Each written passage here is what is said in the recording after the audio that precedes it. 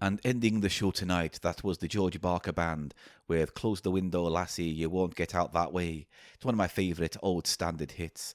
Well, time is pushing on now, and as I look at the clock on the wall, I can see it's nearly time to head to the news and say tatty bye for another week. We got the Eli and Paul show coming up next, two sprightly young lads. And I think they've come for me, so it's time for me to go. I'll head over to the news now. Here we go. It's time for the On the Hour news on Cheap Show Radio.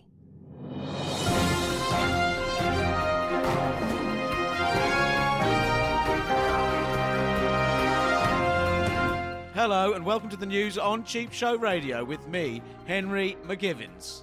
Chodney sighting in Loughborough. He's been seen coming round. If you see Chodney anywhere around the borough or round here or even in a spod off, take your Chodney helmet and get your poultices all bound up, and make sure you get the tenor men wadged up in there. In other news, Richard Brandoff and Jimmy Biscuits continue to be on the run. They are known to be posing as ambulance drivers, so make sure you check the drivers when you have an emergency. And that's the news. Thank you very much. And now on Cheap Show Radio, it's time for the Platter Spectacular with Silverman and Gannon. All the DJs say this one's on its way. It's the cream of the crop. It's the thing of the pops. Here's tomorrow's top tune today. Hello, it's me, Paul Gannon, and I'm joined by my Cheap Show Radio co-host, Eli Silverman here. Hi, everybody. How are you, Paul? I'm absolutely fantastic, and welcome everyone to our brand new show on Cheap Show Radio, Platter Spectacular. Try and get it out in one go. It's that big a cock, is it? You can roll It's that big a cock, is it? Yes. It's that. Try and get it out in one go. It's that big a cock, is it? Was your response to that? I mean, I'm trying here. You're Paul. very I'm trying. Every single week you're trying. Hey, you just make the same jokes. It's like you're a dad. You but you're make not the a same dad. jokes. I don't make the same jokes. No, you're right. You don't do any jokes ever. You just say Chodney or Boroff or Chuckney or Chodney's Poultice. a good one. Or Jing Jang McScrivens and his pickle waters. Gematus Spectatus. Not Spatatus. Don't say Spatatus round Anyway, me. hello, welcome to a slightly different episode of the podcast this week. We're going to attempt to fake doing a radio show. It hasn't been going well, It's just a loose concept. You make yourself more work. You're always on about trying to get the edit down, and then you're like, trying to coach me. Oh, I'm sorry I care. Oh, I'm sorry I care about entertaining the audience and you. I'm sorry I try and mix it up. I'm sorry I try and give something a little bit different every week rather than the same old two fucking white guys talking about shit on a weekly basis podcast. Is that who we are? Of which this industry is rife. Is that what with. you're saying I'm in danger of pulling us back to the mainstream? You are, yeah. Eli Chodney Silverman Boroff. Is that going to be on your gravestone? Because if not, it is now. Chapney Sparrow was a guy, Right, he okay. lived in a tree. You don't A have to do Chapney this. Sparrow was a guy, he's got a vial of wee. Chapney Sparrow was a man What and he is drank this? his piss. Chapney Sparrow was a bloke and he smells of piss now because he's been drinking his own Oh my piss. God, you fucking can never stick to the landing when you do a rhyme. I'll It's stick like, to the landing. yeah. I'll stick to a landing. You know how? I will make a glue poultice and then I will double dunk like a Derry Lee finger. God. I'll come down. Tiring fucking... I'll come down with a big gluey skid mark on the big rubbery gluey skid mark on the landing strip. He's coming down. Oh, he's come down now. Oh, what's going on? Boing. I landed it, Paul. I landed it, Paul. You stupid fucking guttering full of wank. Guttering full of wank. Yes. Bit of foreshadowing, You guys. creative, dull, pretentious, I'm not pretentious. ridiculous, What? repulsive. I'm not repulsive. Are you going to call me fat? Countdown to being called fat and ugly. 5, 4, Here we go. 3, It's all you've 2, got. 1. You big chugger. Fuck you.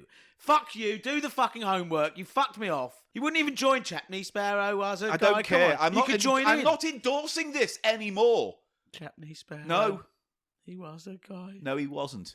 He came in a tree. Boingy, boingy, boingy. Stop it. Seriously. Stop it. Let's do a podcast. Let's do a podcast, Paul. I think that's what they're all waiting for us to do. 4 minutes of this. Paul, I've given you the opportunity to do the housework. I'm just doing The housework is simple. The tickets are still on sale for this live show. They're selling very well. So if you do want to come along, get them quick. Details on our website, thecheapshot.co.uk, or go to harrowarts.com and look for Cheap Show there. Get your tickets. We're going to get badges made. Only on sale at the live show. Limited numbers. It's the news owl coming in. It sounds like Paul Daniels. Paul Daniels, the news owl. Not a He wouldn't be called Paul Daniels. He'd be called Beak Daniels or Wing Daniels or Flying Daniels. Paul Flangers. Flying Daniels. Flying Daniels, the magician news owl. The magician news owl. Not a lot. Go on, not a lot. Not a lot of money is needed to pay for a ticket for Cheap Show. You do. You've got a nice strain of bird-based characters coming along, Paul. I have to say.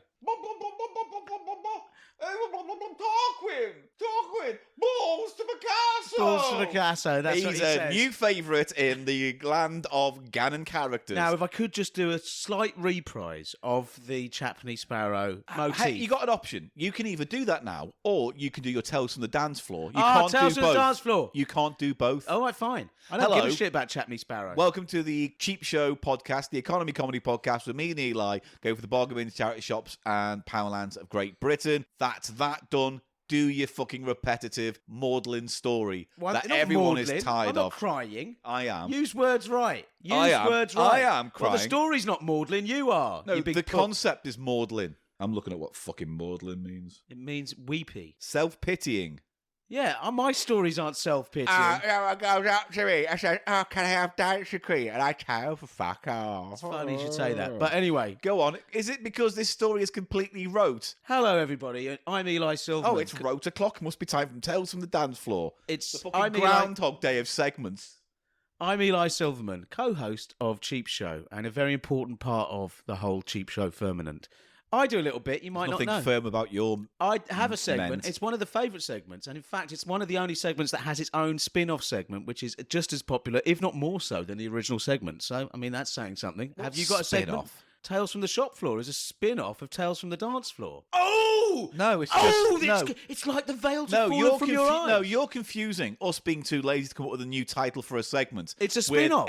No, it's not really. It's a spin-off. Tell you why it's not. Because the Tales from the Shop Floor stuff is always interesting and there's variety. Sometimes there's lots of stuff going on. Doesn't mean it's not a spin-off. Yours is the recursive nature of your boring existence. Doesn't mean there's not a spin-off. Formed into a trite narrative that I've become very bored of. I'm just putting it out there. All right, so So this story, I tell you what, if this story I've got two doesn't stories. register with I have me, two Tales from the Dance all Floor. right, if both of them don't register with me, we're never doing this again. What do you mean register with you? I don't have to what? Like a fucking job or something? Get some emotion like out you're of a me. fucking site manager. Get me to have a, You're like one of those give guys me a laugh. with the pens in your pocket Yeah. and a big white overcoat, and I have to come and register with you.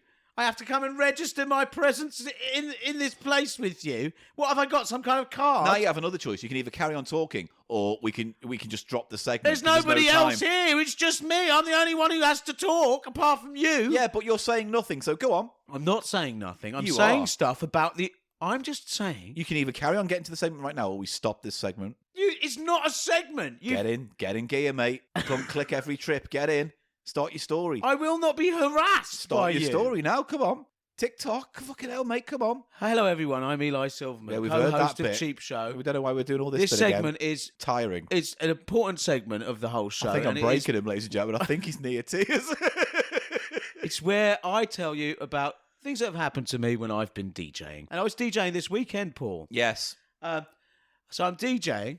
Some guy comes along, and he's This segment peaked 5 years ago. Go and on. he's waving at me from down below the stage. Yeah, he's waving. Yeah. Hello, sir. And he keeps going, and they seem to think you can hear them. It's like a very loud club. That's one annoying. That's a little bugbear of mine.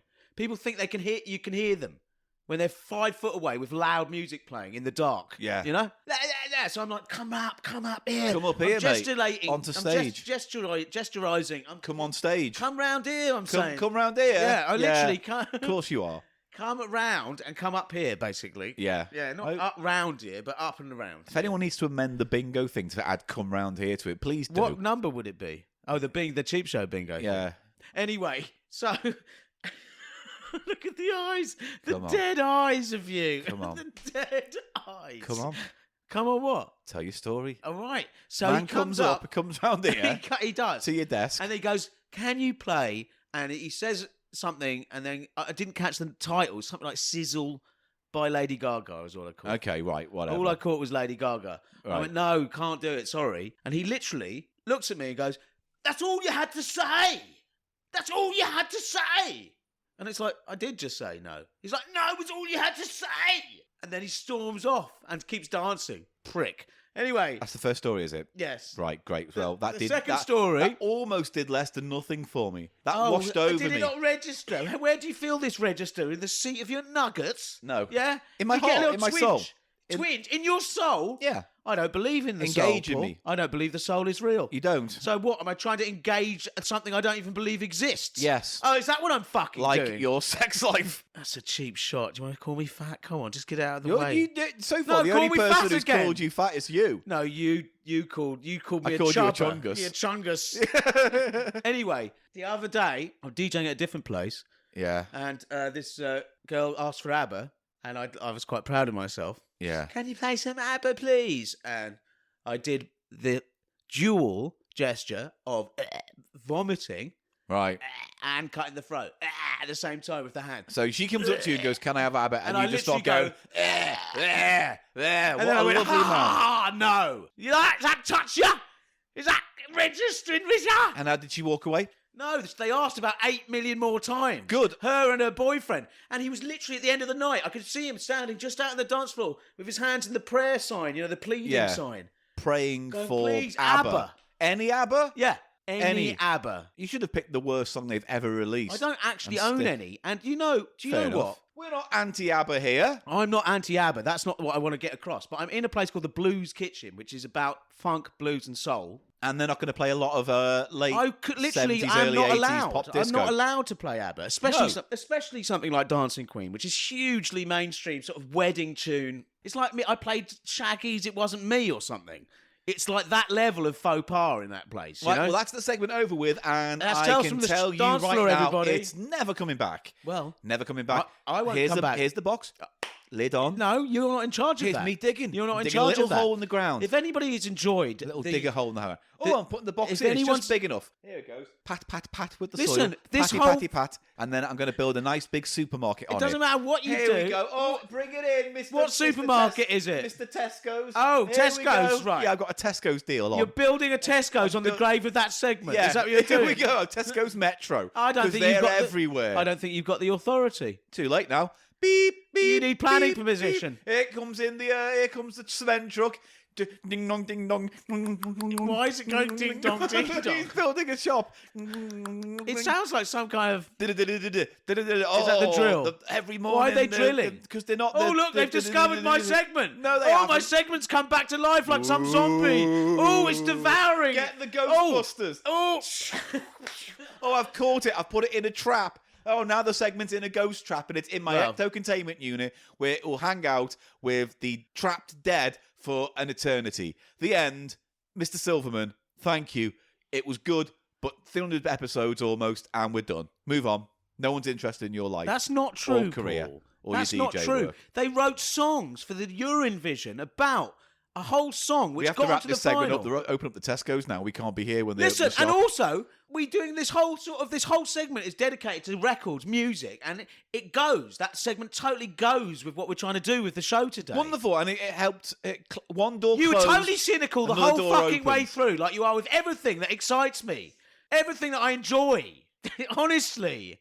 He's going to call me fat. I can see it in his I'm eyes. not. He's smiling with his eyes. He likes it when I'm close to breaking. Yeah. That's what you like. I'm going to snap you one day. No, you know. What do like you a mean? twig. Snap. And then what will you do? You have go visiting hours, tapping on the glass. And No, that's how I'll you hang do you the above out podcast. the window and I'll put a big sign up saying penny a smack, and I'll make £1,000 a Penny day. a smack. Good callback to that weird game. Should we just get on with this fucking episode? I'm happy to, Paul. Right, we are doing a kind of music-heavy episode. We're going to do a lot of platters today, so let's just get through them. Our first one, Eli, would you like to introduce it, please? Oh, we're going to listen to that first. That's the one we thought you decided. Now, this is, funnily enough, one of my DJ staples at the Blues Kitchens, Paul, is Bee Bumble and the Bees. Is that what it's called? Bee Bumble and the Bees? Bee Bumble and the Stingers. Oh. Bee Bumble and the Stingers. There was a different... Is it the same group? Yeah. But they're called Bee Bumble and the Bees when they did Nut Rocker. No, they're not. Yes, they are. Just introduce that one, because we're not talking about that one yet. The first record, in a very similar genre, is one I picked up the other day when we went on a little charity shop hunt round your ways, Paul, up in Harrow. And it is a sort of rock and roll version of In the Hall of the Mountain King. Update, they have always been called Bee Bumble and the Stingers and never had the name Bee Bumble and the Bees ever. And they did Nut Rocker? Yes. Okay, fine. But this is what, sorry? In the Hall of the Mountain King by Nero and the Gladiators. And it goes a little something like this. I'll say that, Brutus. Like, where is this king's pad?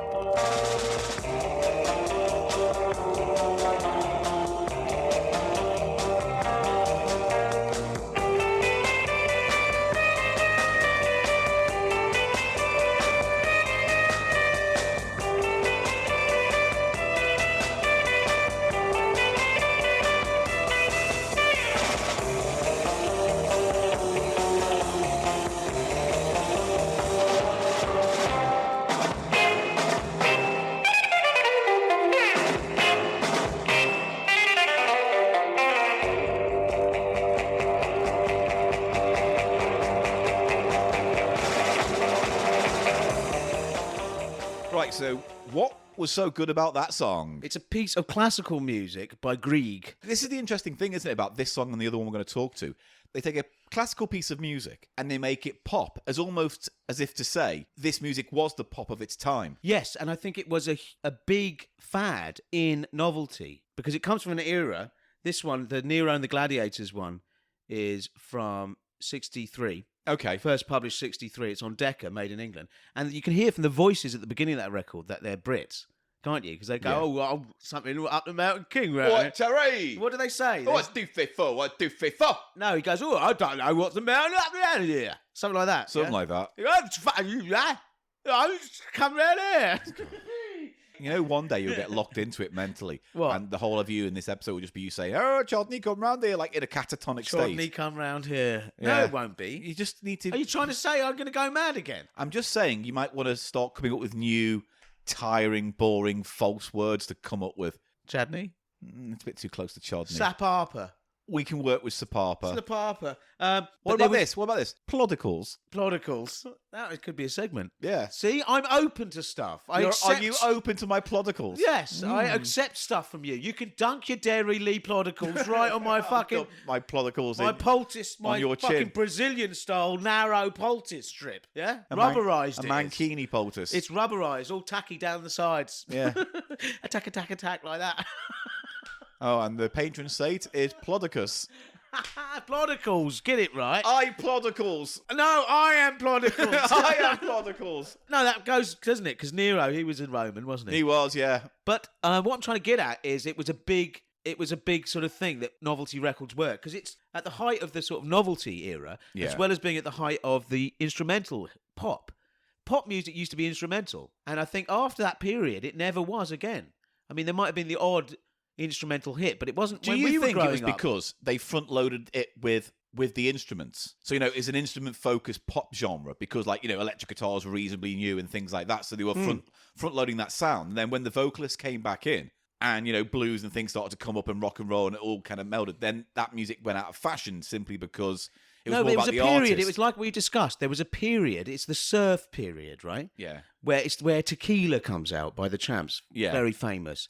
Where it was a fad of instrumental rock and roll being in the charts, being what people wanted to Well, that hear. wasn't based on a piece of classical music, though, was it? Tequila. No, but there was a lot of records like this. That was a big sort of novelty gimmick, is to turn a famous piece of classical into a rock and roll record. And a rock you know and roll what? instrumental. Here's the other thing as well. It kind of changes with the era because of the genre of music. So rock and roll music comes in, instrumental, electric guitar, all that kind of stuff. You start seeing things, and then the Bumblebee thing we'll talk about in a minute. But also, you head over to Miko. And like him taking the Star Wars theme and turning it into disco, or it's related. Absolutely, you're right. It's related to and that. then if you want to push it, you can say in the 90s when they had the what do they call it, the Tots TV rave, whatever it was, they called it Toy Box Rave or something, where it was like Charlie says, and they used the they used those tunes. They used the and kids' then, TV. No, but that's different. But yes, it's But similar. it's on a similar- It's taking a piece of popular culture yeah. that was separate from pop music and sort of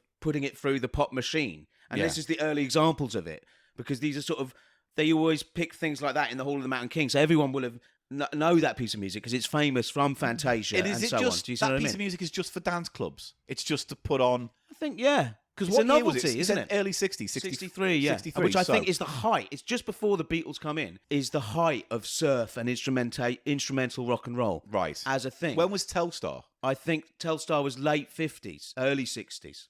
Because that would have been 61, I think. okay. It's the era of the Shadows, when the Shadows were dominant on the British Yeah. pop charts. And they used to do that walking around with the guitar. That's what guitar music was known as, instrumental. Do you Yeah. know what I mean? And it was Because the instrument was the king almost, or the other player Yes. of the instrument was the star. Yes, Rather than which the came vocals. out of the sort of blues. You're right, came Yeah. out of the sort of the influence of blues. But it's funny because said in the show when we were doing that trivia game, there was like the people at Decca, why they turned down the Beatles. They said it sounds like the Shadows.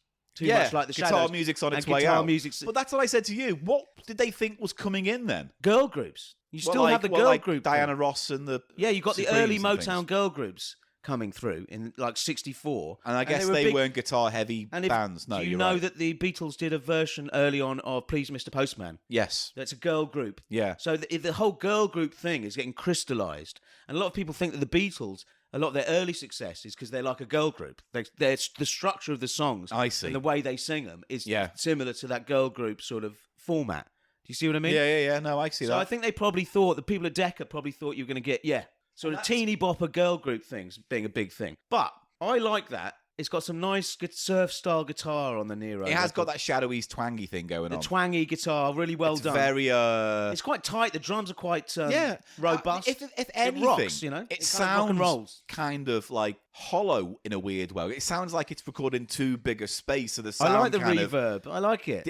escapes from the I song. like the sound of that record. I was really pleased because I kind of picked haunting. If picked you- it up for nothing. I mean, it's not in great nick, but No, it's not in great nick. It's a real novelty, but it's definitely that's British, but it's definitely in the same genre as. What we're going to listen to now. Shall I introduce this next track? Sure. So let's play it. The next track. It's by B Bubble and the Stingers, and it's called Nut Rocker.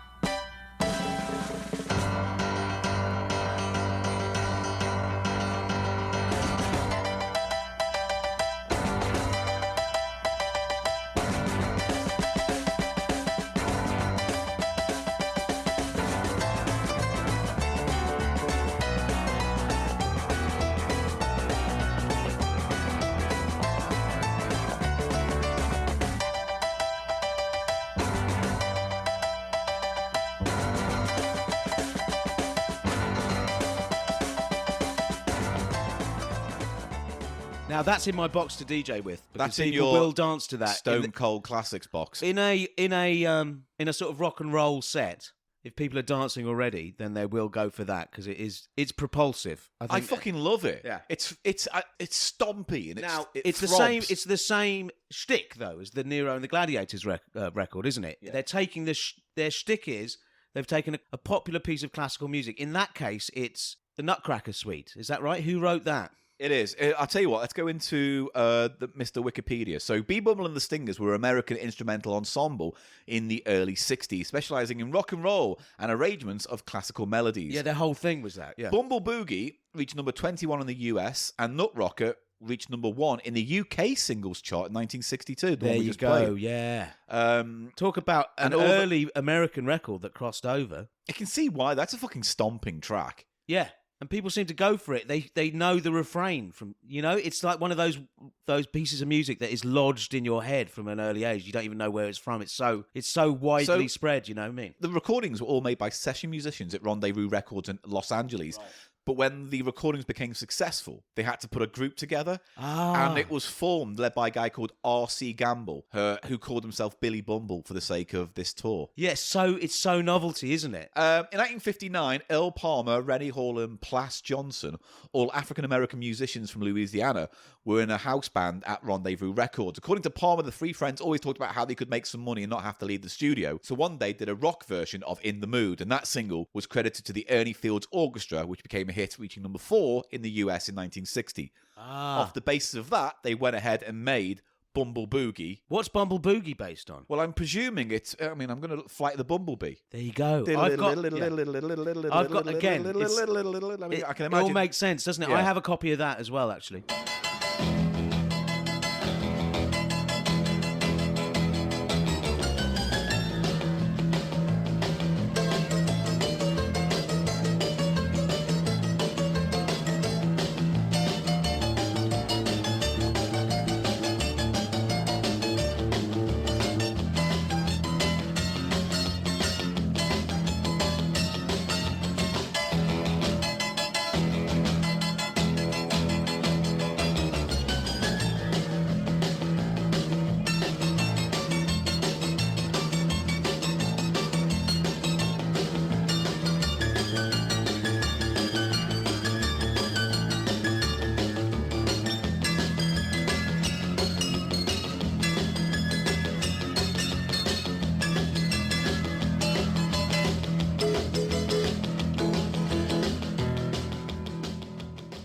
It reached number 7, that, funnily enough, in the charts.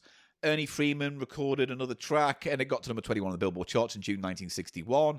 Because the session musicians all had studio commitments, a teen band from Oklahoma who had no part in the recordings were recruited to handle promotion and public appearances. I bet they were terrible. Their names were given as Fred Richards, Don Orr, and B. Bumble, a pseudonym for R.C. Gamble, the guy we mentioned at the top of the show. Then they released Nutrocker, the one we played at the start, and that was based on Tchaikovsky's ballet, The Nutcracker. There you go. And I love it. That was released in 1962. In February, went to number 23 and number 1 in the UK. The UK was a huge hit here. Yeah. Perhaps the Nutcracker Suite was more of a tradition over here than it was in America. Maybe that's why it was bigger. Maybe it's actually just the tune resonated more with dance halls in the UK. There is in a America. lot of people doing kind of rock and roll versions of other stuff, because I also picked up this record by the Rattles the other day, which was like a rock and roll version of Zippity Doo Dah. Oh, wow. I actually would like to hear that. I've got it. I'll play it for I'll you play later. it later. But that's in a similar vein, isn't it? They were groping around for any kind of popular material which they could do in the new teen, because they new probably style. just thought that rock and roll as a style was just a fad. Well, this And is what they it just, says here, because this next track, this single we You found picked at up a for me, charity thank shop you, yeah. is B. Bumble and the Stingers, and it's called Apple Knocker, right? And it was released off the success of the back of Nutrocker. off the Nutrocker. And this one was based on Rossini's William Tell Overture. And famously, William Tell got the apple shot from his head. That's why it's called Apple. That's probably, let's play a little bit of that now.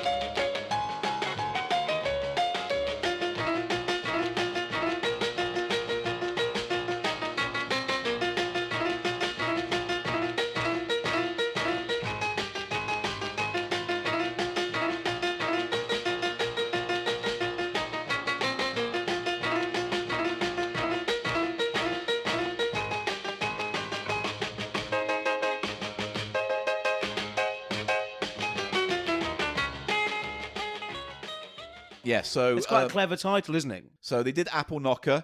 However, that record, nor the next release, Dawn Cracker, which is based on Morning Mood from Peer Gynt by Grieg. Yes, another one. Gint, I Peer don't Gynt. know that Grieg, tune though but off the top of Grieg. my head.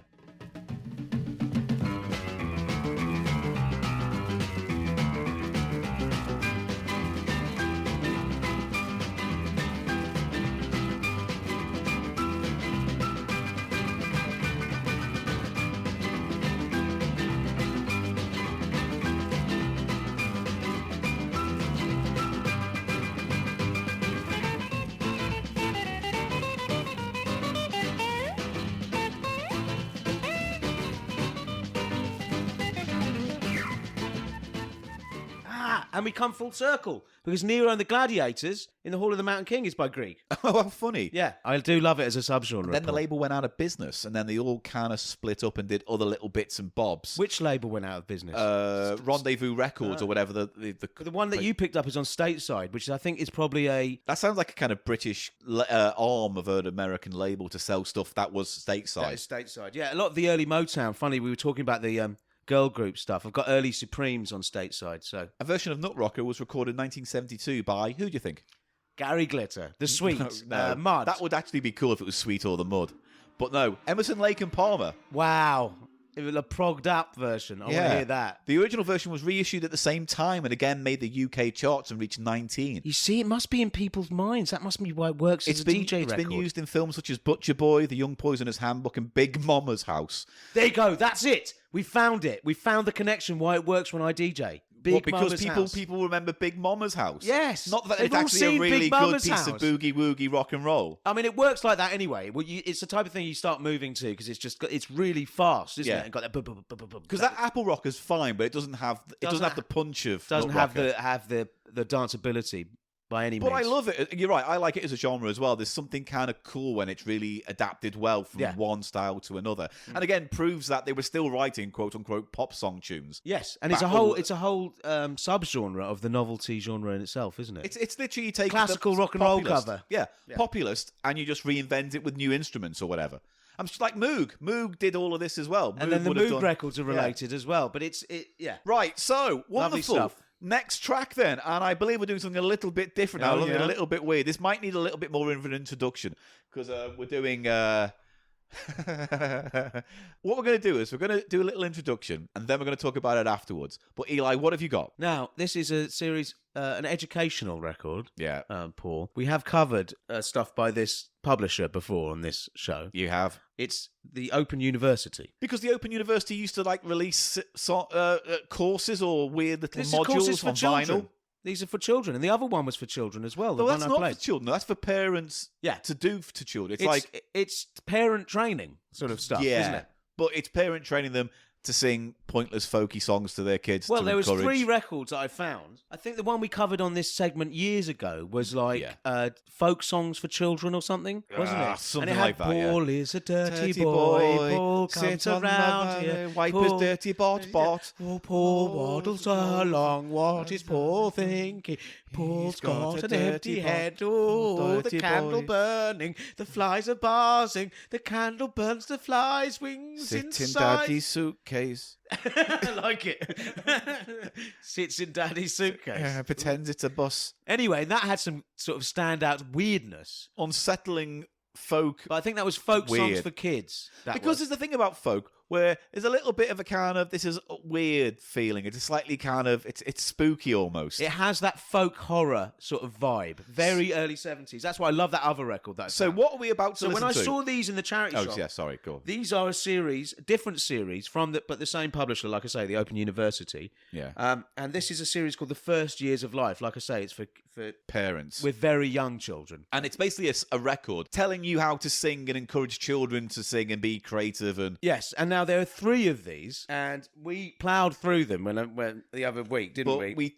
And it peaked only too when we early. got to disc 3, Singing for Your Child, side 1, Songs for Lucy, That's we when it kind of peaked. struck pay dirt there. So what I'm going to do is I'm going to play a selection of clips from that side right now. This is a guy called apparently Mike Moran, a folk singer that they hired to do this. Yeah, because so he ha- sings to his child. Have a listen to these pretty brilliantly choice little segments. Enjoy. I don't think that our children are especially interested in finely crafted tunes and lines that scan or very clever rhymes. They're more interested in what the song is about. And I think that we're in a unique position to sing songs which will interest our children because only we know what they're really interested in. So I'll put down my guitar and I'd like to sing you a few things that I know my own daughter would be interested in. Her name is Lucy, and she's nearly 2 years old. She's terribly fond of eating, so sometimes I ask her what she'd like to eat. What would Lucy like for breakfast? What would Lucy like to eat? A cup of tea and a piece of toast. And please, Daddy, could I have an egg? when I'm singing these songs, if I feel very energetic, I do some actions. Great swinging gestures for the swing song, and the appropriate gestures for the horse. And the train always goes wiggle woggle, so Lucy goes wiggle woggle on my knee. And then, last thing at night, perhaps when she's already in bed, you could sing about some of the people that she's met during the day, or just mention the names of some of her friends, like this. David, Diana, Laura, Natasha, Granny, and Grandpa, and Mummy, and Daddy, and so on to sleep. Another time when it's useful to have a little song is when your child's sitting on the potty, especially if she's there for a little while. You could chant something like this to help her on. Come on, Pooh! Come on, Pooh!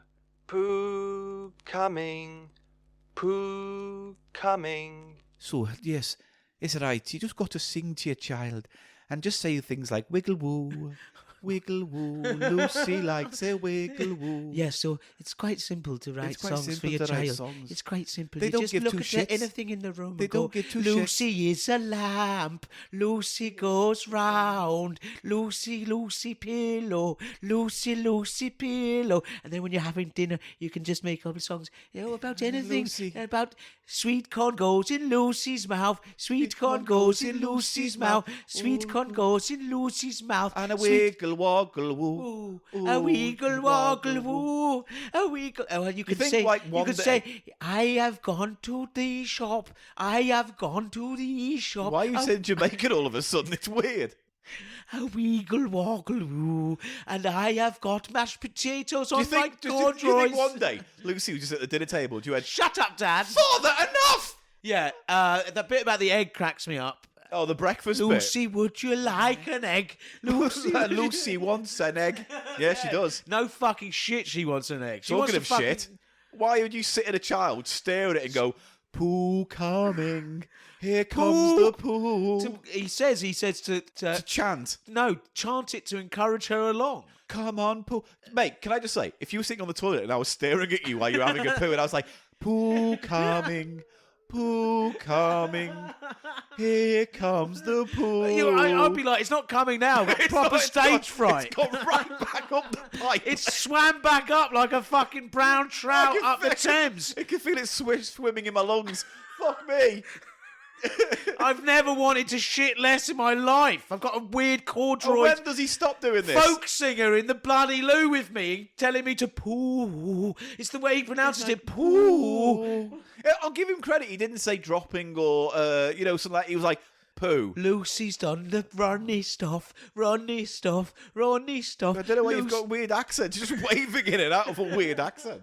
Lucy, I done the runny But stuff. when does it stop? When does he stop singing? Because is When she it's going to like, be... you know when it stops? What? Paul? When it's, here comes the arsewipe, here No, comes no, the no, arsewipe. It's not. It's when she's 16 in her bedroom and outside the door while she's, you want making me out to with her sing the Pooh boyfriend. song? No, the boyfriend's, having a kiss and a cuddle, and Dad's outside the door going, Lucy's got her tits out. Lucy's got... Bobby's got his fingers in. Bobby's got his fingers in. Fingers Ding- in calming, fingers in calming. Dingle dangle do. I hope Lucy's washed them off. Oh, no. Daddy wants to wash it. Oh, come Anyway, on so now. I'm just saying. Disturbing stuff, but I think he's not. Bobby emptied his balls. But he has. There's something that gets my nostalgia up with these records. You know that because they're Paul? quaint. They've got that bag puss And they've thing got that going on. sound to them. Do you know what I mean? Yes, that bag puss, that quality of. Because I won't leave it in the episode, but there's bits where he does like acoustic stuff to. It's quite nicely AA Milne. recorded as well, isn't it? I mean, the sound quality of the record's Yes. quite good. It's all right for what it is. It's Yeah. what it is. It's strangely ephemeral because how much use you're going to get out of it? How It's almost, but it's like the nanny state. It's when they thought that you should sort of. There's almost something kind of classist about it, isn't it? I don't know about. Do you that. know what I'm getting at? It's trying to It's- say people from like lesser backgrounds. This is how you I- bring up a no, kid you know what? child. Or I there's something- disagree. There's something a little bit patronising in tone. I disagree because I think you're looking at it from a point of view of like now. Back then, in the, what was that, 70s? Yeah, In the early 70s. Yeah. No, late 70s this one. Okay. 77. You look at the culture of what mid-70s. kids' TV was like in the 70s, and it is kind of quaint. It is kind of quaint and Yes, finger mounts whimsical and, yeah. whimsical, and, you know, and Magic in a lot of ways. yeah, Magical. But It has there that is quality. this kind of, it has more folk influences Much more. across the board. Even things like Ivor the Engine and all those kind of shows have a gentle kind of quiet Folkiness, meek definitely. folkiness, Yeah. which I think goes back to storytelling. Grimm's fairy tales. It's kind of an extension of that. I think it's a shame that that's been lost in culture, in children's culture in this this day and Obviously, age. we don't know what kids shows are like, but They're not like that. They're much more sort of algorithm-led, sort of. well, they're For brighter young and- kids, they're sort of the kids like them better because they've found sort of almost the scientific formula now for what actually they've got. Engages They've got kids. findings from like neurological studies on kids. Yeah. and the people who are making the programs know it's like Teletubbies is the first of that new generation of just stuff that it's got no interest to adults. But what gets and it's me- almost like this stuff from the 70s, like Bagpuss stuff. Yeah. It was almost could appeal across the board to some extent. Yeah, because it was just part of a different time of But I think storytelling. if you showed it to a child now of that age group, they'd find it extremely boring because they're used to the hard stuff, so to speak. That Yeah. really is sort of designed scientifically to appeal to their their brain. That is the nature of like just generational growth and change, isn't it? Though, so it was more acceptable back then because that was the traditional type of story, like Jack and Ori. It has Exactly, yeah. those quieter, But calmer. but you did put your finger on it when you said it was more connected to a sort of folk thing. But there was more folk stuff. All the hippies were all folky. And it was all that. It's that all was, a bleed off of that. Yeah. It's all a bleed off of that hippie movement and flower power Yeah. and all that stuff. So that's why. So I makes, like that record. Yeah, no, I it like makes sense. It's a lovely thing, but it micro dates it. to We a haven't very said particular purpose. whether these are platters or splatters. What we usually do, listener, is on this when we talk about these We could sum records. up at the end, couldn't we? As a big finale, we could sum it up. Okay, shall we wait then? Yeah. and we'll give we give it one of two grades, either a platter or a splatter. If it's a platter, it means we like it on the whole, and if it's a splatter, it means we don't like it. Sometimes what we like to do is we like to just make songs about the things we see. Is it a platter or a splatter? Is it a platter or a splatter? Platter, splatter, platter, splatter. Lucy, don't come in Daddy's shed. Lucy, don't come in Daddy's shed. Get out of Daddy's shed! Anyway, should we go on to the next track? Yes. This one, if you watch the 7th birthday Twitch stream, you saw given to us by comedian and friend of the show, Tom Mayhew, and we're going to tackle it now. It is called, let's get this right, it's called I'm the Noodle Doodle Man. It's a flexi disc and it stars, John Pertwee singing a song for Heinz, and it sounds, unfortunately, a lot like this. I'm the noodle doodle man, yes, the noodle doodle man. I take spaghetti and I doodle cars and boats and stars and trees and lots of shapes like these. I'm the noodle doodle man. Noodle doodles come, of course, in lovely Heinz tomato sauce. You'll love my recipe for snacks or lunch or tea. Heinz noodle noodles, yum yum yum, foods that have been such fun. I'm the noodle doodle man, yes, the noodle doodle man, with a doodling mind and shapes of every kind. A triangle for a start, then a ladder and a heart, a pussycat, a bowler hat in Heinz tomato sauce, of course, a diamond and a mouse. Here's a horseshoe and a house. I give you all the shapes I can. I'm the noodle doodle man.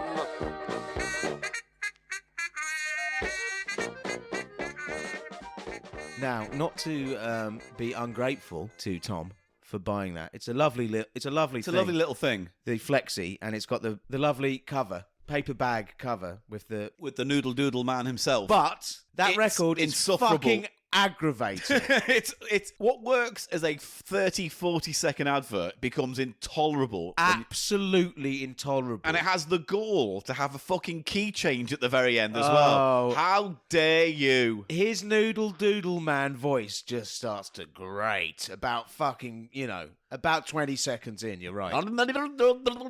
It's my best impression of John Pertwee. Yeah, God, he's just getting a paycheck there. Well, right? Ah, Oh. he did it for no money? No, he did it for no money. for the love of noodles? He did. He did it for the love of fucking noodle Oh, doodles. fuck off, did he? First of all, let's explain what the whole thing was. It Was began he as a an Doctor Who, Pertwee? Yes. And he was also Wurzel Gummidge? Yes. What was your thoughts on Gummidge? Can we get there later? I want to just talk about what we're talking about As long as we're first. coming round to Gummidge. We're going to come round to Gummidge in no time at all, all right? But just wait your hurry. Wait my hurry. I'll wait your hurry, mate. In the late 70s, Heinz in the UK released a thing called Noodle Doodles, which were spaghetti shapes that came in like, what? I'm amazed. You're shaking your head as if these aren't facts. And No, I'm not disagreeing. I'm shaking my head at the existence of those. They're essentially a fucking sauce-based Lucky Charms. They're just shapes. Roundtree's Randoms. It is the mini pasta and tomato sauce. All different shapes. And do you know what I was thinking when I listened to the record? Because he names a lot of the shapes on the record, of course. And one of them is... But it could be a horse. It a could be a horseshoe. boat. A horseshoe, he said. Yeah. And you know what that made me think of, Paul? That thing I saw where some woman said, I have to scrape out this waxy stuff out of the horse's foreskin. Of course you thought of that. You can't think of Black Beauty riding stridently across a field to bold, passionate music. All I can think of is fucking mucus big coming out of waxy chunkus. coming out of a big horse's cock. Fucking Coming out foreskin. like a squeezed zit. Infected foreskin full of fucking yellow chungus wax. But in a less disgusting and more general point I'm trying to make, I think, Paul, Yes. is it's strange to have a horse's shoe in your food. Do you know what I mean? But again, this 'cause you goes back to wouldn't the want that in your 70s taste. Kids like boats and balls and horseshoes and planes and the moon. But they've got several shapes, and it's almost like little collections. It's like a charm bracelet or something, isn't it? It's weird. It's just a fun noodle food form. for kids, isn't it? And that I was the definitely point. had them. You know what's related to that product? Alphabeti spaghetti. It's from the same genus. I bet there were letters and numbers in the noodle doodle No, mix. just shapes. Just shapes? Yes. But they were shaped horseshoes, triangles, squares. That was it. Yeah, and this was an advertisement campaign, an animated campaign where you saw a kind of noodly man sing about the things he could turn into. Fair enough. But it was surprisingly popular. There was so much merch for this. There was puzzles and card games, and obviously this single that was released. He's the noodle doodle man. But I don't think this was a Doodle proper man. single. This would have been... Was this a send-away item or something? It seems weird to want to buy this to make it go to the top of the charts. No, it's definitely ephemera that came with something, if not send away, because it's a flexi. That's the clue there. 1976. The clue is it's a flexi. They wouldn't, And it's got a B-side, If which they is released it as a novelty tie-in record, Yeah. then it would be on a normal record. Do you see what I mean? They would Yeah. have actually published it on a normal piece of vinyl. And the B-side's different. It's called The Noodle Doodle Man Goes to the Moon. And or if On you the Moon. thought the A-side was intolerable and shit, You were right. the B-side's even worse, isn't Let's it? play a little bit of that now. Okay.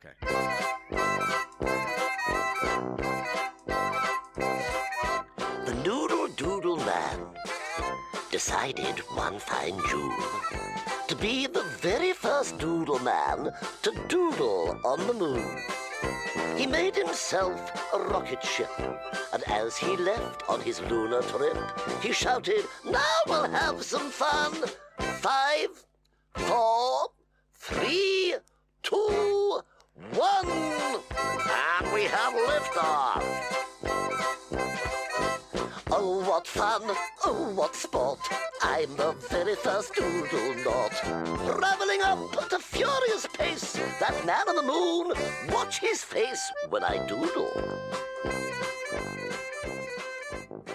I mean, I was hoping for more That is sci-fi very- noises. You that's- know, you didn't No. hear any aliens. You didn't hear any outer space noises. no clanger whistles. Clanger whistles, Nothing. exactly. Do you know what I mean? You'd want that. But you want the no. sci-fi. No, they lazy. They tossed that off the second. That side. is the very, very, very... What's the word I'm looking for? It's like the clearest example of... What do you mean I got to do a B-side? I know. A B-side? But he really probably thought he didn't have to do one because it's a flexi, and flexi's it's unusual to get a double-sided flexi like that, isn't it? Very rare. Yeah. Very rare Which indeed. is why you have to give it its own envelope because you can't just stick it in the cover No. of a magazine. These are the ones Yeah. that damage quickest. Yeah. Yeah. The double-sided ones. Yeah. So John Pertwee in this country is well known for being the third Doctor, the action Doctor. So Pertwee, I never knew as.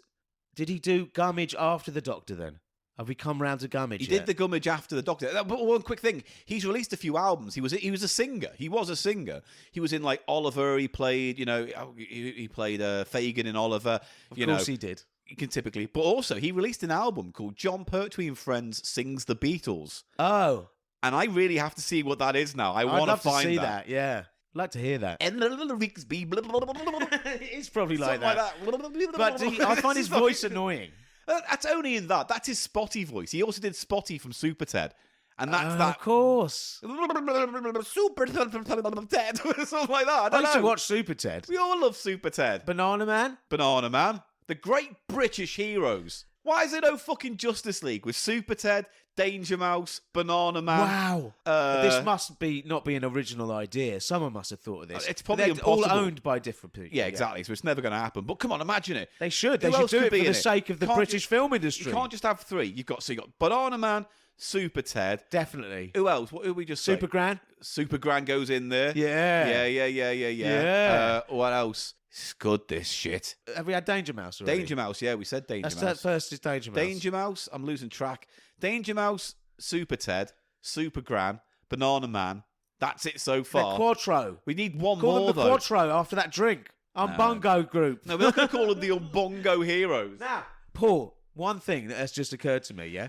Pertwee plays Wurzel Gummidge. Yes, let's get to Wurzel Gummidge then, because you're so fucking hard on that. Now, it's funny you should say that, Paul, because... Did you get funny feelings from Aunt Sally? No, yes, but... You know, they didn't get on. They weren't Did you lovers. stroke it and go... Do you know Aunt... Did your little Willie Do you know Aunt Sally wasn't... Did your little They weren't Willie, lovers. Did your little Willie do a little... It didn't do a little wee-wee, no. Did your little Willie do a Didn't little go- Wurzel Gummidge No, all I don't- over no, your it little didn't. belly? No. Confusing. But funnily enough, Paul, you know I brought that horseshoe and the horse foreskin stuff Yeah. up? That's actually known as... It's funny, I found this out. It's not funny. Like, you It's- found it out. I found it out. It's just, you found it out. It's actually, you know what that stuff is called? The infected wax, sort of waxy stuff that comes out of a horse's... Yes, go on. No, it's called gummage. Gummidge, It's is actually it? called gummage, horse gummage. Is they that call why it. he's called Wurzel Gummidge Yeah. then? He's the scarecrow is named after rancid horse spunk. Yes, because you get that a lot around scarecrows. They use it to mould the straw together because Where's it's got waxy Farmer qualities. Giles? Oh, he's out in the field getting some Wurzel Gummidge. Do you know, going. like whale ambergris? It's almost like a horse ambergris that they use. But You it can't smells sell of that. fish. You couldn't get it much smells for that. real bad. Yeah, you couldn't sell that. I've got some real money making stuff I've got for you. horse fucking cock pus. And on Antiques Roadshow today, we're sitting down with Eli Silverman. What have you brought along with us today? I've got this huge chunk of fucking waxy horse pus from its cock. I can tell it's from 1976. It's a Brilliant. steed.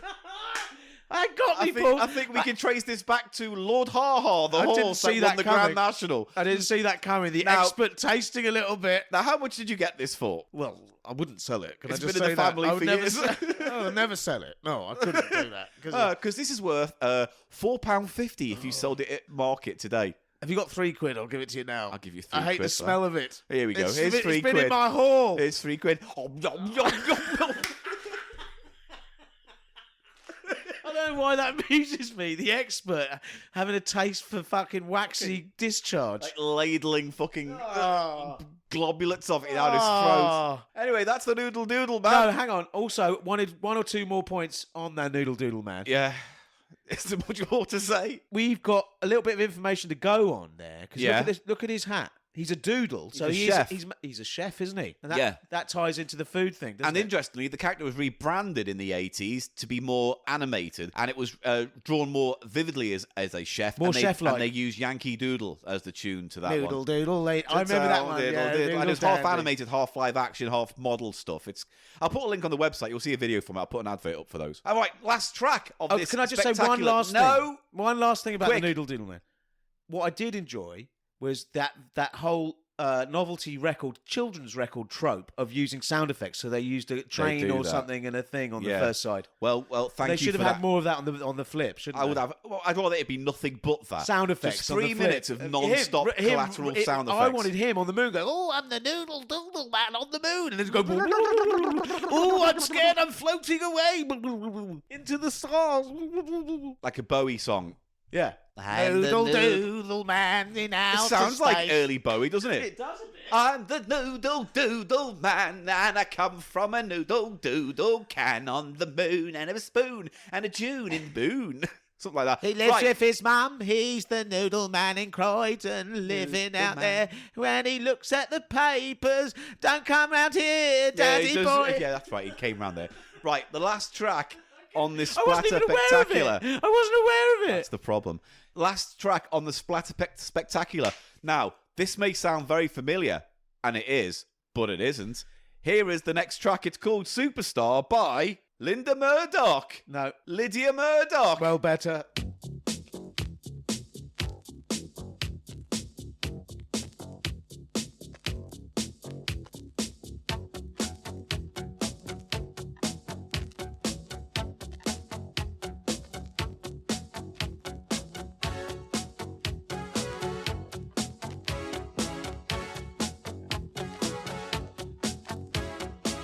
We made love in a mad embrace. Now you say you don't know my face, superstar. You know just who you are. You tell the world you don't even know me. A contradiction of the love you showed, superstar. You know just who you are. I'm Billie Jean and I'm mad as hell. I'm a woman with a story to tell, superstar. You know just who you are. I'm Billie Jean and I'm mad as hell. I'm a woman with a story to tell, superstar. Now, Eli, it took me a minute to figure out what was going on, but you said this was what they call a response song or an answer song or an answer record. Yes, but it's also a copy record. It is. It's almost a spoof record as well. Because if you didn't notice, it was a response song to Billie Jean by Michael Jackson. Billie Jean famously is the girl who gets pregnant, but He reckons it's not his. he reckons it's not his. So it's ripe for an answer from the female point of view, isn't it? And really? this is it. This is Billie Jean singing, isn't it? Saying, what does she say? What's She her says, point? "I'm Billie Jean" at some point. So Yeah, it's but what does she explicitly say? an answer record. Yeah, but what does she say in the song? Does she say, it is your kid? Yeah. Actually, Yes, and the superstar of the title is obviously Jacko. Michael Jacko. But I think at the time, the sort of misogyny of that track, if you like, was sort of tempered in people's minds. Oh, of Billie Jean? Yeah. Is it a misogynist song? Yeah, he's basically saying "fuck off." That was- yeah. You play about, so I don't know if it's I mine. don't know. I was I'm just eighth in the cocksmithing queue. around. You're just some other girl. I mean, at the time, I was obsessed with that whole album. Yeah. That album, Thriller, Yeah. is deservedly, the greatest seller of all time because it's got like 3 or 4 of like the most catchy songs of Here's the the whole thing, era though. on one LP. My problem with Michael Jackson, outside of the great music, is that he's playing characters in his songs that I just don't fucking buy. Well, that's it. That's a good point, isn't it, Bad Billie Jean? and beat it. And it's like, they're really good pop songs and they're really good, but like, I don't buy you as a fucking bad boy, mate. Yeah, You're well, not the that's bad it, boy but from the that's- wrong side of tracks. What you're saying totally speaks to the point I was just trying to And make. I'm not like Yeah. shitting on his music at all. I'm just saying it was weird for me to have his character, like when he's highly sexualized and he's doing that. And it's like, it's kind of weird that you're expressing yourself as this character on stage and in these songs, when in your private kind of public life, you're coming across as quite meek and held back and reserved. Yes, and- but I think it helped him to not get more backlash for that song in particular, Billie Jean. But that music was right before his monkey phase, fairground in his house kind well, of and it's thing, the right? record that made him from just a big pop star to like the huge. But he had solo hits before, like big solo hits before that, off the wall, didn't he, and stuff? Yeah, but they weren't. That was just they weren't like. No, as they big. weren't huge, but they were Thrillers big. when it went huge. Yeah. What was the big track? What was the big one off? Can't stop till you get enough. That's not even off that album, isn't it? No, Oh, it's a standalone. Is it? So that's not been on any album. I don't think it has. You might. I mean, I might. I be don't wrong. know. I believe not. Yeah. Yeah, that's a great. That's a classic hook. Yeah, but that's the great. tune, I've got like the 7-minute, 12-inch Oh, version the of disco. it. It That's the does thing. get tiresome. On the Ghostbusters It gets soundtrack, tiresome. it has one of the versions of the Ghostbusters soundtrack has Disco Inferno on, because a lot of the early versions Tramps. yeah, Yeah. didn't have that on that soundtrack, and it was only in a re-release in like, the But- last 20 years they stuck that on. But However, it was in the original film. it's in the soundtrack, film. yeah. It's in the party scene with Lewis Great Tully. song, I like that song. However, the version they put on is the fucking 12-minute version of Disco Inferno, and fuck off. Yeah. I mean, as you said, there were 12 minutes for one reason, to allow the DJ time to fucking get a blowjob, take coke, or go for a slash. And no one cared because everyone was off their faces anyway. on coke, yeah. And booze and everything. Yeah. They used to do quaaludes and stuff. It wasn't just everything was more. Quaalude to a dream.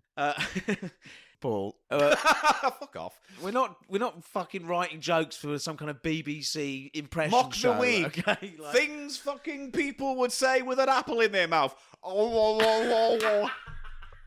Oh, very well done, But you what Dennis. if it wasn't an apple, but was a round sphere of horse gummage? And the next round is what would people say? And here's the first one. What was Obi-Wan Kenobi say if he was in a queue? Use the Force. Ha ha ha ha. Now I mock the weak as another fucking round. Fuck off. All right, fine.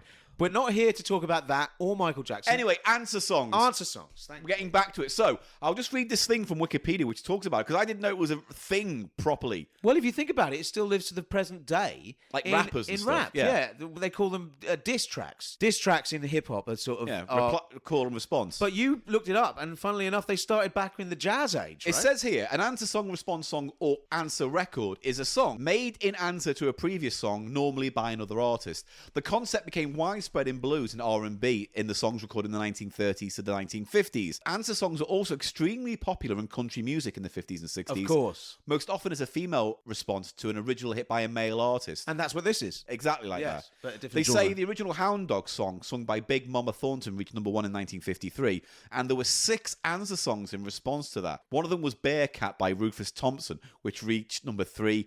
But however, that led to a successful lawsuit for $35,000, which is said to have led Sam Phillips of Sun Records to sell Elvis Presley's recording to RCA. Oh, that's another one I play regularly in my hit rock and roll. Elvis's Hound Dog is a fantastic record. So Diss Tracks actually has a completely different entry here. It's a subgenre of song type that is almost there from the beginning of sort of recorded pop music, it seems. I mean, it's weird because in this case, it's like a fictional character talking to a fictional character. Yes. And I guess there's some of that there, but like in rap, it's deeply personal because they're named and shamed. And they talk about stuff in each other's lives and stuff. Yeah. But there's grey areas, aren't there? Because a lot of the songs that they talk about in that Wikipedia article aren't what I would call answer songs. And also, this song, when it comes in, is literally copying That's the the other whole thing. groove of Billie Jean. Do you know what I mean? And do you remember there was another copy record? See, a copy record was something quite specific in the R&B era in America because you had records that would only be able to penetrate local markets. Right. All the markets were split up. So one state over, some guy who's enterprising could think, this record is huge, across the state line there. I'll just get some singer to make a copy of it, and I'll release it here. Do you see what I mean? And that went Yeah. on all the time. The copy records, literal, just a different. But I don't know whether this one charted particularly high. I seem to remember this record from the time. See, I don't Yeah. at all. Here's an interesting one as well.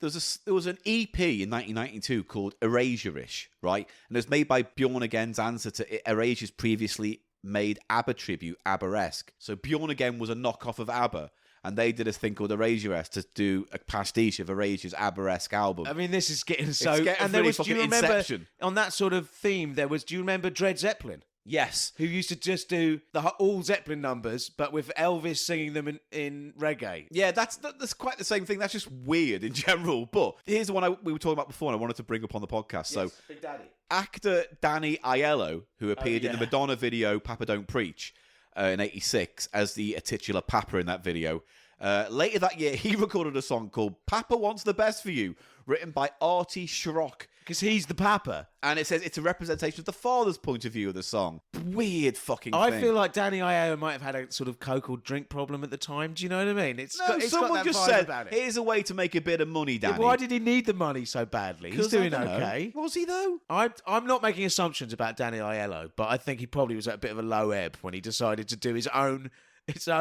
answer record to a video he'd been in. And the thing is, you can tell how noticeable it was by the fact that there's no link to that track in this Wikipedia article. It's just like, that's dead. And dead don't you think, media. Talking of Madonna, don't you think that people have made answer records to some of her records? I'm sure there must have been an answer to Like a Virgin. Weird that. Al Yankovic does this kind Well, I of mean, song, doesn't yeah, he? but they're parodies. They're not reply songs. But that's what I mean about this blurry area. In its pure form, I think it has to be lyrics that are different but respond to the story told in the first song. Do you see what I mean? Right. That, for me, it has to be that. Not just something where you're copying the style or, it should be... This is a response. It's, I'm Billie Jean and I am your girl. You know what I mean? It's like... The problem is that it leans too much on the beats and familiar riff of the original song. If it had been But its not own... all answer songs do that, yeah. No, well, a lot of them don't at all. Like, a lot of them are just kind of topical or they're emotional replies. Like they said, Love Will Tear Us Apart is a response to Love Will Keep Us Together by Neil Sedaka. Right. So that's that's totally very very different different. song. Yeah, very different. So this is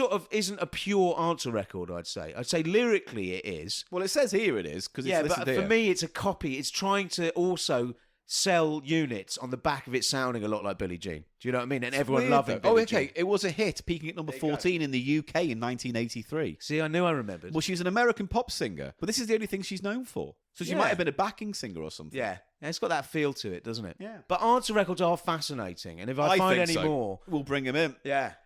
What could we do a replace record to? Like, if there was a song, we could reply to it. Yeah, but then we have to make up a song, and I'm exhausted from all that doing the news bit at the beginning. It sort of taxed me. It taxed you out, did it? It taxed me out. All right, well, let's think of a song. Can we talk about Wurzel Gummage? Response to tub thumping. Yeah. I get back up and I have a glass of water, and then I go to bed early because it's work in the morning. I don't go and you out. can put me down. Yeah, I get knocked down. I'm fucked. fine That's with it. I'm out. I'm out. I'm fine I'm with out. it. Cold. I get knocked down. Thank you very much. I'm asleep now. Bye. Bye. I get knocked down. Oh, I have to go to hospital. It was quite serious actually. But then I got knocked up, so I got down again. And I squirted a baby out. No, I mean that's jumping further along the line of 9 that. months later, I squirted a baby out. You'll be screaming when your water breaks. Oh. You'll be screaming. But she gets a pository. And she gets up a bump.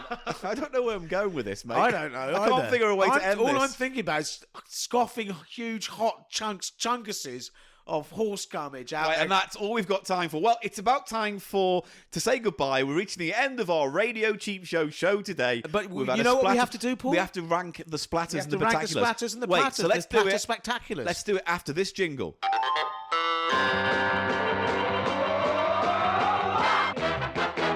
And the beat goes on.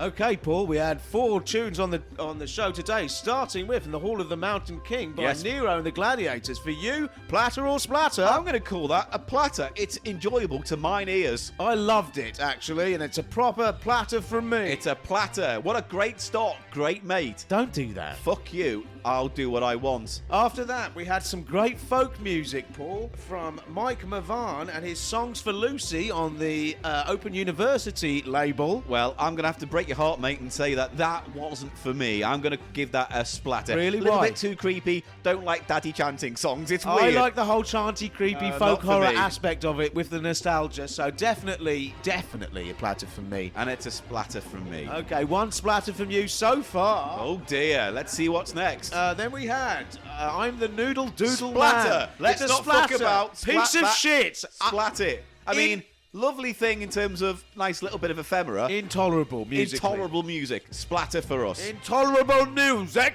Daddy Brandy. Can you see me now, daddy? Lastly, Paul, Yes. on Keep the energy up. Platter Spectacular. Oh, we didn't do the Bumble one. Platter Bumble Caracula. Bumble Apple Knocker. I'm also Oh. giving that a platter. For the other one we had was Apple Knocker, is that Yeah, right? B Bumble and the Stingers. I'm giving that a platter. Platter for me. Yeah. I really like that stuff. Very Easy. good. Then, lastly, we had Answer Stroke Copy Record. Yes. Lydia Murdoch with her answer song to Michael Jackson's Billie Jean. Now you're running out of energy, mate. Finish your sentence. Superstar by Lydia Murdoch. I am going to have to unfortunately give that a splatter. It doesn't register with me. It doesn't register in my soul. It's not unfortunate. It's a fucking piece of cynical shit. Didn't like it at all. Well, that's it. Well, a nice bumper crop of tracks. Thank you for bringing along this week. Now, it's nearly time for us to go, but remember, if you want to get in touch with us, it's thecheapshow@gmail.com. Everything else you might want to know of us is on our website, thecheapshow.co.uk. Links to pages, merch, videos, all sorts of stuff, and tickets for the live show. Come join us August 13th. If you want to support this podcast on Patreon, and that would be lovely if you did. Love it. Absolutely to- love that, love that, love that. Go to patreon.com/cheap show, but only give what you can if you can. Can I say my Twitter handle? I'm Yes. sick of you talking. At the Cheap Show Pod, at Paul Gannon Show, and Eli is. Eli Snoid. You spell that ELISNOID. Thank you very much. And for we'll the support. see you next time on Cheap Show Radio. I'm off to get a lot of gummage out of my pipe. Eli, bring forth the Q-tip. Oh, I'm going to scoff your gummage.